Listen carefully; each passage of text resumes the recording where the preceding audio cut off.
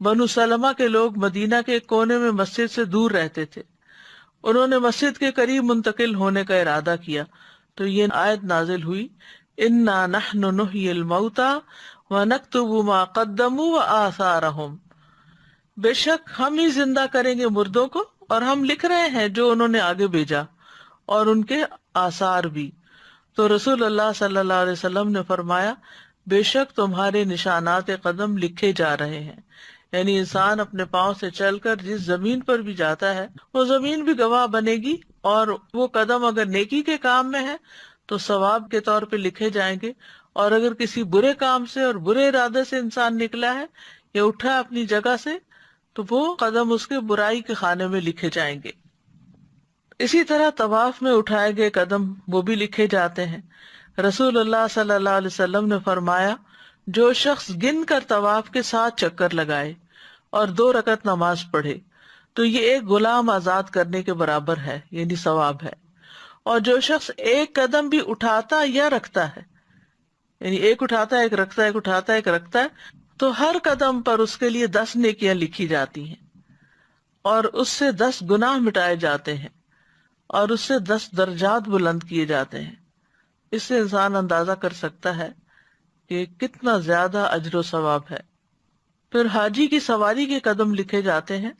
نبی صلی اللہ علیہ وسلم نے فرمایا جب تم اپنے گھر سے بیت الحرام کے ارادے سے نکلتے ہو تو تمہاری اونٹنی کوئی قدم نہیں رکھتی اور نہ اسے اٹھاتی ہے مگر اللہ تعالیٰ اس کے ساتھ تمہارے لیے ایک نیکی لکھ دیتا ہے اور تم سے ایک گناہ مٹا دیتا ہے. یعنی حاجی سفر پر ہی نکلتا ہے، اپنا ایک قدم اٹھاتا ہے، سواری پر بیٹھتا ہے، تو بظاہر تو یہ انسان کہتا ہے کہ میرا پتہ نہیں کیا ثواب ہے کیا نہیں، میں تو سواری پر بیٹھا ہوا ہوں. لیکن اس کا بہتر بتا دیا گیا کہ اگر وہ اللہ کے کام کے لیے نکلتا ہے، بیت الحرام کی طرف نکلتا ہے، تو جو قدم سواری اٹھاتی ہے اس ہر قدم کے لیے نیکی لکھی جاتی ہے.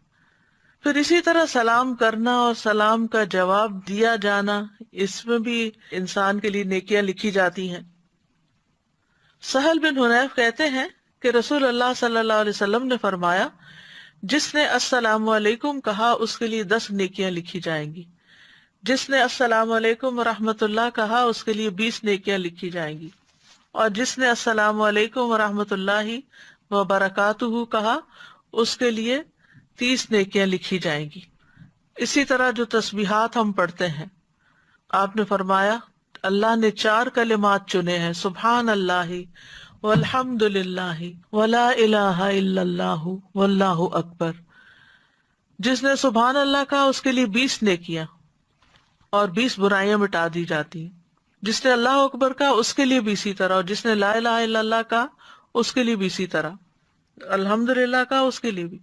یعنی 4 کلمات پہ ہر کلمہ کہنے پر یہ نیکیاں لکھی جاتی ہیں اور ساتھ برائیاں بھی مٹائی جاتی ہیں. اسی طرح گھر والوں پہ خرچ کرنے اور مریض کی عیادت کرنے کا ثواب بھی لکھا جاتا ہے. رسول اللہ صلی اللہ علیہ وسلم نے فرمایا جو شخص اللہ کی راہ میں اپنی زائد چیز خرچ کر دے تو اس کا ثواب 700 گنا تک ہوگا. تو اگر ضرورت کی چیز خرچ کرے تو کتنا زیادہ ثواب ہوگا. اور جو اپنی ذات پر اور اپنے اہل خانہ پر خرچ کرے یا کسی بیمار کی عیادت کرے یا کسی تکلیف دہ چیز کو راستے سے ہٹا دے تو ہر نیکی کا بدلہ اس کی مثل 10 نیکیاں ہوں گی. اسی طرح جانور کی خوراک کے دانے کے بدلے نیکی لکھی جاتی. یعنی اگر آپ میں سے پرندے ہیں وہ ہو گئے یا ویسے آپ نے کوئی جانور پالے ہوئے ہیں تو جو بھی چارہ ان کو کھلاتے ہیں ہر دانے کے بدلے نیکی لکھی جاتی ہے. روح بن زمبا کہتے ہیں کہ ایک مرتبہ وہ تمیم داری کے ہاں ملاقات کے لیے گئے. وہاں پہنچ کر دیکھا کہ وہ خود اپنے گھوڑے کے لیے جو کے دانے صاف کر رہے ہیں، حالانکہ ان کے اہل خانہ بھی وہیں تھے.